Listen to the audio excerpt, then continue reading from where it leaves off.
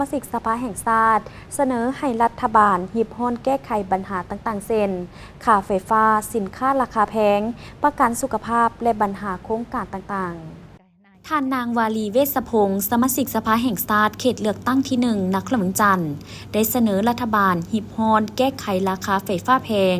ซึ่งพวมเป็นปัญหาเข่งฮ้อนในสังคมปัจจุบันและได้รับคำเสนอจากประชาชนเป็นจำนวนหลายเนื่องจากเทียบใส่รายหับแล้วแม่นค่าไฟสูงหลายบวกกับสภาพเงินเฟ้อยิ่งกระทบต่อชีวิตการเป็นอยู่ของประชาชน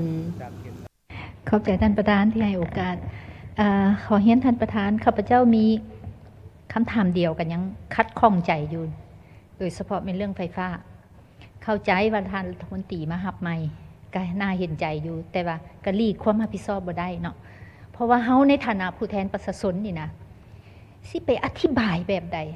บ่ทุกคนจ้องท่าอยู่ประผู้แทนสิลงมาอธิบายนี่สุดนี่ก็สิได้ครอบได้ท่านประธานอันสภานครหลวงข้าพเจ้าจักสิได้ลงไปบ่บู้นี่สมมุติว่าเนาะสิลบแนวใดก็ลบบ่ได้แล้วท่านประธานเพราะฉะนั้นตัวนี้นี่มันอยากให้เอาใจใส่แท้ๆเนาะแมนยูว่าเฮาขายขาดทุนแต่มันบ่เป็นความผิดของประชาชนแม่นการบริหารที่ผิดพลาดของไฟฟ้าเราแล้วให้ประชาชนมารับผิดชอบแบกภาระหนี้สินแบบนี้มันบ่แฟร์ประธานเนาะอันนี้ข้าพเจ้าขออนุญาตใช้ภาษาชาวบ้านนี่แหละเพื่อให้เข้าใจง่ายๆเพราะฉะนั้นวิธีการอื่นๆขอให้คนคั่วอย่างจริงจังขอให้พิจารณาทบทวนแท้ๆเรื่องนี้มันฮ้อนมันกระทบถึงความเสื่อมั่นการนำพาของพรรคของรัฐเฮาตัวนี้แล้วมันกระทบระบบเศรษฐกิจแต่กี้นี่เงินตาทุนเทียงแล้วราคาสินค้าเริ่มนิ่งบัดนี้มีเหตุผลว่าไฟฟ้าขึ้นเฮาบ่ฮู้ว่าเฮาสิไปจบบอนใดประธานแล้วบัดนี้การลงทุนของทุกๆเขื่อนนี่นะการลงทุนบ่ว่าสิแขนงการใดก็อย่าได้เว้าแล้วก็ถือโอกาสเลยนะว่าต้องบังคับให้ผู้ลงทุนนี่ขายภายในเฮาต้องได้ประโยชน์จากการลงทุนโครงการใหญ่ๆนำบางเขื่อนนี่ขายออกไป 100% แล้วเฮาคุ้มได้บ่ว่าเขาเจ้าขายแท้ๆราคาขายหั่นแม่นราคานั่นแท้บ่ไปจิ้มทางในว่าเฮาจะได้รายรับหยังเพิ่มอยู่หั่น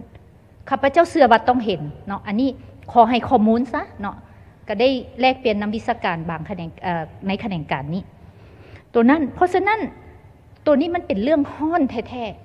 ๆขอฝากให้กรมการเมืองหลายท่านขอให้พิจารณาเข้าใจว่าระดับรัฐมนตรีนี่ก็ลำบากใจแต่อันนี้มันในฐานะตัวแทนประชาชนขอให้รับฟังค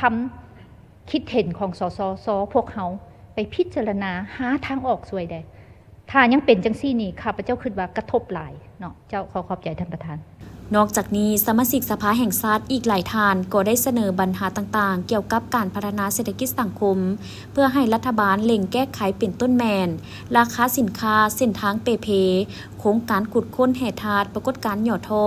ปัญหายาเสพติดการศึกษาครูบ่เพียงพอปัญหาครูอาสาพร้อมทั้งปัญหาประกันสังคมและอยากให้มีจุดสุมเล็งแก้ไขปัญหาปากท้องของประชาชนบนพื้นฐานเอกภาพกับบรรดาท่านที่ประกอบความเห็นและก็เห็นดีเห็นพร้อมกับทางท่านนายกได้เสนอบทสรุป6 เดือนต้นปีกับแผน6 เดือนท้ายปีพันหมานเราก็เห็นว่ามีอันทางกาวร้ายด้านเสนอข้าพเจ้าอยากเสริมตึมเนาะก็อันที่1แล้วว่าเรื่องในปัจจุบันนี่พวกเขานี่ยุ่งยากแล้วบ่เรื่องประกันสุขภาพนี่ไหนเนาะประชุมเท่าใดก็ได้ยกขึ้นมาเว้าในปัจจุบันนี่ทั้งหมดนี่นะมีแต่แขวงเดียวแขวงเวียงจันทน์นี่มัน41ตื้อเป็นหนี้บริษัทการยาเด้เฮ็ดใบเสนอทั่วมาอยู่สำนักพวกเขาก็บ่มีเงินไปใช้ประกันสุขภาพก็บ่ได้จ่ายให้พวกเขาตั้งแต่งวด3งวด4ของปีกายงวด1งวด2ปีนี้4งวดแล้วเด้บ่ได้จ่ายเงินให้บ่ได้ไปทดแทนว่าซั่นไปนี่พวกเขาบ่มีเงินไปจ่ายแล้วแต่มาเบิ่งบทสรุปก็คือบทแผนการของรัฐบาลบ่ได้เอ่ยถึงเรื่องอันนี้จักบาทเด้บรรดาท่านเนาะนึกเมื่อเป็นสั้นเลยเฮ็ดจังได๋บัดนี้ประชาชนทุกยามมันก็จำเป็นเนาะแพทย์หมอก็เอิ้นว่าบ่เฮาบ่หันปานใดหั่นล่ะไปโรงหมอบ่มียาเด้สมมุติว่าสินะอุปกรณ์การแพทย์ก็ขาดเคินจำเป็นพากันออกทุกรูปแบบไปตั้งคลินิกตั้งห้านขายยาทึดๆเดี๋ยวนี้นะเห็นบ่เป็นลักษณะเดี๋ยวนี้พอสนองการบริการให้แก่ประชาชนนี่ผู้ที่มีเงินเขาก็ไปพุ่นไปบริการอยู่พุ่น อันนี้มันก็จะต้องถึงการบริหารคุ้มครองของรัฐบาลกันเพราะฉะนั้น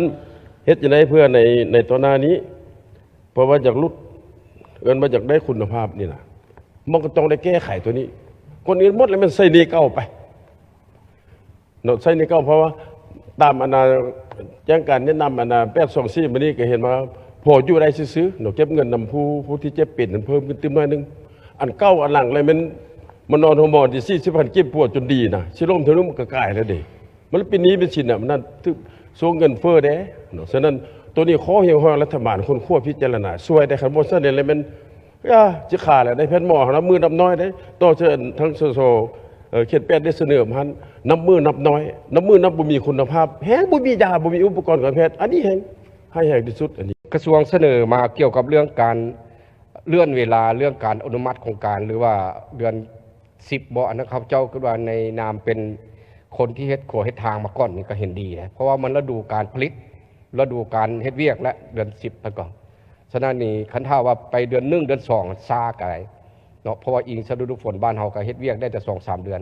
การคุ้มครองคุณภาพบ่ดีอันนี้ก็เฮ็ดให้การคุ้มครองเฮาก็ยากเดี๋ยวนี้เส้นทางแต่เนื้อเทิงใต้ก็คือเฮาเห็นนั่นแหละปัญหานี่ย้อนการคุ้มครองหลังการก่อสร้างและการซ่อมแปลงการคุ้มครองหลังอันนี้นี่เฮาเฮ็ดบ่ทันดีนี่มันก็เป็นปัญหาและปกติคันเฮ็ด BOT เส้นทางหรือว่าเฮ็ดทางด่วนต่างๆเนาะอยู่ในนโยบายส่งเสริมเฮาก็ได้กำหนดว่าเป็นแขนงบุรณสิทธิ์ที่ให้นโยบายอยู่แล้วแต่ว่าการบูรณะซ่อมแปลงเส้นทางหลวงนี่ต่างๆนี่นะมันผัดบ่ได้อยู่ในเงื่อนไขตัวนั้นเนาะแล้วความจริงกฎหมายเฮามันก็ไปบ่ทันเนาะบ่ทันและสิ่งที่เฮาอยากได้ผัดแม่นเส้นทางแล้วก็แม่นเส้นทางที่รัฐเฮาเองมีอยู่แล้วแต่บ่สามารถไปซ่อมแปลงเนาะฉะนั้นข้าพเจ้าคิดว่านโยบายตัวนี้ก็อาจจะมาตอบโจทย์แล้วตอนหน้าเขาก็อาจจะไปเบิ่งตื้มเนาะคันว่าปฏิบัติประสบผลสำเร็จให้เอกชนไปค้ำประกันมาเอาเงินมาสร้างทางแต่สุดท้ายมาแต่มันเป็นหนี้สินภาระที่หนักหน่วงพวกเขานั่งอยู่นี่ก็บ่พอเท่าใดปีแล้วสิบำนาญนี่นะแต่ว่ามันสิเป็นเสือกที่ผูกคอให้แก่ลูกหลานพวกเขาเด้สร้างภาระให้ลูกหลานพวกเขาสิแก่ฉะนั้นนี่ขอให้ค้นคว้าอย่างลึกซึ้ง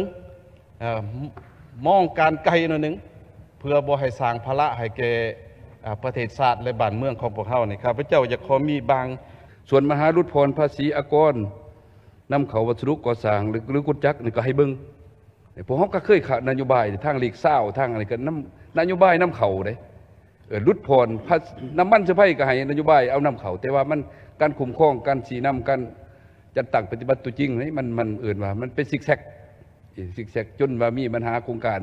มันเกิดความยุ่งยากได้ระยะอดีตผ่านมานะแต่ว่าต่อไปบ่ให้เป็นอีกพวกเฮาหันเข้าสู่กฎหมายเลยดิข้าพเจ้าสนใจอยู่บนว่าเงิน 3,000 กีบที่ทางบริษัทตุลคมเพิ่นตัดจากเครือข่ายนะท่านประธานก็ได้เข้าในงบประมาณของรัฐเฮาบ่เนาะเพราะว่าตามที่ข้าพเจ้าคิดไล่เบิ่งถ้าว่าพลเมืองลาวเฮาใช้4ล้านคนต่อเบอร์3,000 กีบคูณให้ปีนึงนี่มันจะออกอยู่140ปลายตือกว่ากีบฉะนั้นยักถามว่าตัวนี้มันก็เข้าอยู่ในงบประมาณของรัฐเฮาบ่เนาะต่อกับคำเสนอดังกล่าวรัฐมนตรีกระทรวงที่เกี่ยวข้องก็ได้ขึ้นอธิบายชี้แจงและยินดีรับเอาปัญหาคำเสนอต่างๆของสมาชิกสภาแห่งชาติก็คือคำเห็นจากประชาชนนำไปค้นคว้าพิจารณาเพื่อแก้ไขให้ดีขึ้น